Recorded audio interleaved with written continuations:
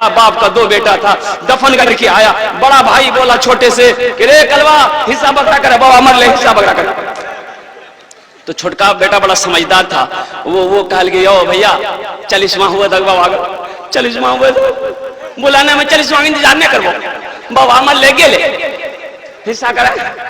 बोला जा ठीक, मगरब हुए तक मगरब नमाज बाद मामू लोजू फूफा लोजू हालों में हिस्सा करी थी। हाँ मगरब बाद मामा बोला कि तेरा बाप 2 बीघा जमीन छोड़कर गया है, क्या करोगे? छोटका पूछा कि छोटका बोली भैया जानती। तो भैया बोली ठीक है वो 2 बीघा जमीन हमें रखी लूंगी। तब बोली तुम्हारा बाप 2 बैल छोड़ के गया है, क्या करोगे? छोटका बोली भैया जानती। तो भैया बोली ठीक है जी वो दोनों बैल हमें रखी लीजिए।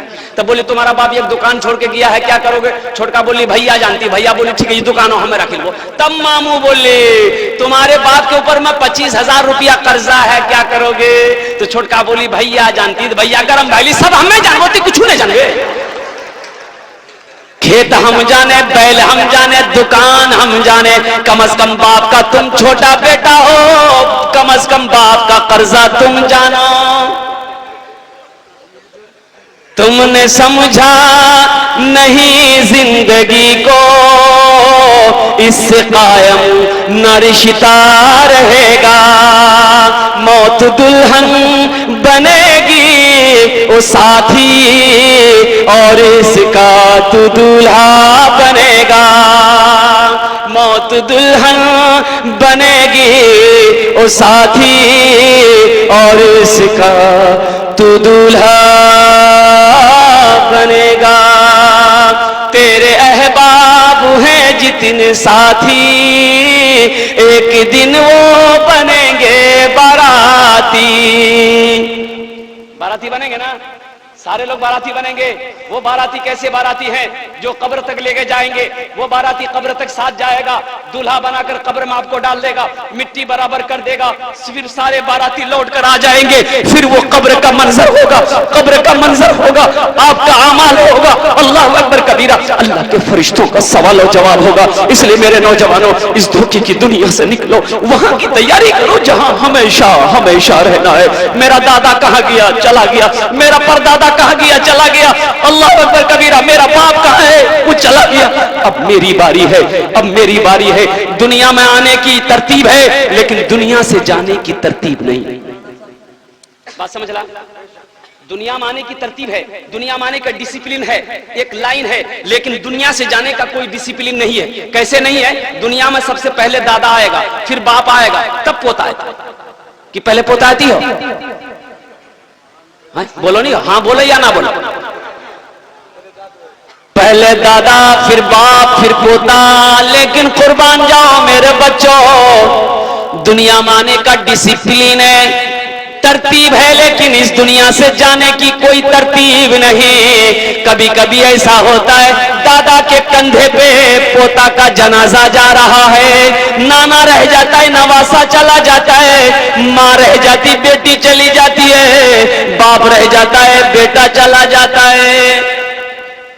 इसलिए मेरा नौजवानों ये नहीं कहना है कि अभी तो हम जवान हैं, अभी नमाज पढ़ने की क्या जरूरत है, जमात में जाने की क्या जरूरत है। जब बूढ़ा हो जाएंगे उस वक्त तब फिर जमात में भी निकलेंगे, नमाज भी पढ़ेंगे। हमेशा सिपाही को हमेशा तैयार रहना चाहिए। किस वक्त उसका बुलावा आ जाए, कब वो मौत आ जाए, तो उस वक्त अफसोस से हाथ ना मलना पड़े, बल्कि हम तैयार हैं। ए मौत तू आ, हम तुमसे डरते नहीं है, हम तुम्हारा इस्तकबाल करते हैं, हमसे जो भी बन पड़ा है हम तैयार हैं। या रसूल अल्लाह, दुनिया में सबसे ज्यादा अक्लमंद इंसान कौन है? या रसूलल्लाह, दुनिया में सबसे ज्यादा अक्लमंद इंसान कौन है? अल्लाह के नबी उस नौजवान को बुलाते हैं, इधर बैठो नौजवान, बड़ा अच्छा सवाल किया है, दुनिया में अक्लमंद इंसान कौन है? हम लोग अक्लमंद किसको समझते हैं? हम लोग होशियार किसको समझते हैं? जो साले साल जमीन खरीदता है, जो पूर्णिया में जमीन लाल की, अररियो में घर बना ली, तब हमरा से मिसाल दी, देखे बिल्डिंग ठोकल के तेगी जा बुधवेग दौलत इकट्ठा कर लेना अक्लमंदी नहीं है मेरे भाइयों। जमीन पे जमीन खरीद लेना होशियारी नहीं है, नहीं होशियारी नहीं है, यह अक्लमंदी नहीं है।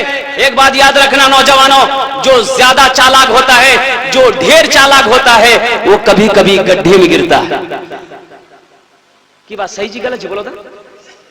ज्यादा चालाक वो कभी कभी गड्ढे में गिरी। एक आदमी जना जिले पटना गिलियार रिया स्टेशन, पटना वाला गाड़ी में चढ़ ले, इतनी भीड़ की पैर रखने की जगह नहीं, तो सोचल कि यहाँ कोई चला कि हमरा चलावे लगते पटना के जो खड़ा खड़ा रात भई एक अंधेरा चिल्ले ले सांप की सांप की सांप की सांप।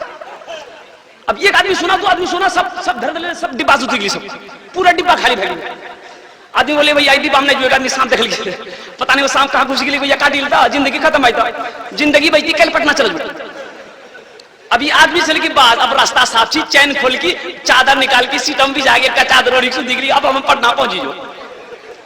नींद आ गई, सुबह नींद खुली, चाय वाले ने आवाज लगाई चाय पी लो चाय पी लो। चाय वाला बोल गया, चाय वाला इधर आओ चाय पिलाओ। ये बतावा गाड़ी पटना पहुंचेगी? तो चाय वाला बोली पटना इतर रियाज। बोला अरे रिया हम तरह पटना वाला गाड़ी में बैठला ला। बोला नहीं गाड़ी में सही में बैठला, लेकिन एक आदमी के सांप देखिल की यह अलग को आदमी नहीं चाहिए। रेलवे महकमा को मालूम हुआ कि इस डिब्बे में सांप घुस गया है, कोई चढ़ने नहीं मांग रहा है, तो रेलवे महकमा ने ऊपर से ऑर्डर दिया इस डिब्बे को छांट के अररिया स्टेशन में छोड़ दो, बाकी डिब्बा लेकर पटना चले जाओ।